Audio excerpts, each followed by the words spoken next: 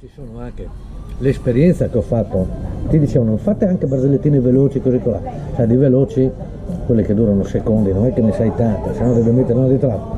Però questa qui che era anche di Bramieri, quindi è un spettacolo, sappiamo già di chi parliamo, era questa qua, che questo giovane fa da Roma, va all'ufficio brevetti, buongiorno, sono venuto per brevettare una roba che ho inventato io. Ma cosa ho inventato? Ho inventato un gancio salvavita per paracadutisti.